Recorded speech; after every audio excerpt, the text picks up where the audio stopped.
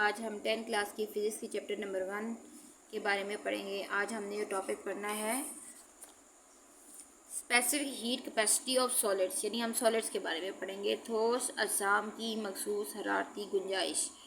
ये मैंने आपको इससे पहले एक वीडियो में भी बता चुकी हूँ कि जो specific heat capacity of solids क्या है। ये बेसिकली हरारत की वो मिकदार है, अमाउंट ऑफ हीट है। ये वो अमाउंट ऑफ हीट है जो 1 किलोग्राम ठोस का टेम्परेचर, यानी यहाँ पर जो उसका मैस है वो मेंशन कर दिया गया है कि 1 किलोग्राम होना चाहिए। कि ये कितना होगा जी? सॉलिड 1 किलोग्राम सॉलिड होगा। उसका टेम्परेचर आपने कितना बनाना है? सिर्फ 1 डिग्री सेंटीग्रेड बढ़ाने के लिए आपको जितनी हीट चाहिए होती है, जितनी हरारत दरकार होती है, ये उसकी क्या होती है? उस ठोस की मखसूस हरारती गुंजाइश होती है, यानी कि उस सॉलिड की स्पेसिफिक हीट कैपेसिटी होती है जो उसको जितनी हीट चाहिए 1 किलोग्राम ऑफ सब्सटेंस का टेम्परेचर 1 डिग्री सेंटीग्रेड राइज करने के लिए।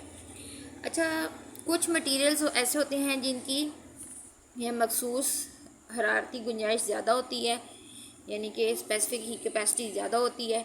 जैसे कि आप कह लेंगे लकड़ी हो गई, रबड़ वगैरह, इनका टेम्परेचर बढ़ाने के लिए ज़्यादा हीट हमें चाहिए होती है, ज़्यादा हरारत दरकार होती है। इसीलिए इन्हें खाने पकाने वाले बर्तनों के हैंडल्स बनाने के लिए, यानी कुकिंग यूटेंसिल्स के हैंडल्स बनाने के लिए इस्तेमाल होते हैं और हरारती इंसुलेशन के लिए इस्तेमाल किए थे। यानी जहाँ कहीं आपने कोई गर्म चीज़ पकड़नी है तो वहाँ पर आप इन चीज़ों का इस्तेमाल कर सकते हैं। और कुछ ऐसी चीज़ें होती हैं जिस तरह स्टील है, तांबा और कॉपर जैसी जो धातें हैं, मेटल्स हैं, इनकी जो स्पेसिफिक हीट कैपेसिटी है वो कम होती है। यानी कम होने का मकसद ये है कि ये जल्दी गर्म भी हो जाती हैं और जितनी जल्दी गर्म होती हैं उतनी जल्दी ये ठंडी भी हो जाती हैं। इसी वजह से इन्हें जो इलेक्ट्रिक या आम चूल्हों में चलने वाली केटल्स के तौर पे भी इस्तेमाल किया जाता है। तवा बनाया जाता है रोटी पकाने के लिए, रेडिएटर्स में भी इस्तेमाल किया जाता है और हीट इंजन्स में भी इसको इस्तेमाल किया जाता है। अब यहाँ पे कह रहे हैं कि जब मेटल और लकड़ी दोनों एक ही टेम्परेचर पे हों तो मेटल छूने पर ज़्यादा ठंडी महसूस क्यों होती है? सवाल ये यहाँ से आपसे पूछा गया, क्या आप जानते हैं?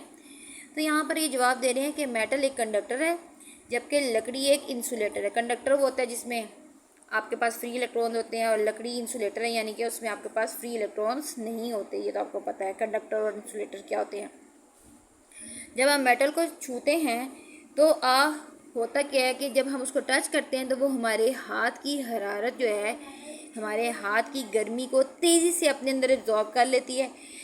इसी वजह से वो हमारा जो हाथ है वो हमें जब उसको हम टच करते हैं तो वो हमें ठंडी महसूस होती है। और जबकि लकड़ी जो है हीट को मेटल की तरह अपने अंदर एब्जॉर्ब नहीं करती, इसीलिए वो हाथ को इतनी ठंडी महसूस नहीं होती और निस्बतन गर्म महसूस होती है। अगर आपको मेरी वीडियो पसंद आए तो इसको लाइक करें, शेयर करें और मेरे चैनल को सब्सक्राइब करें। शुक्रिया।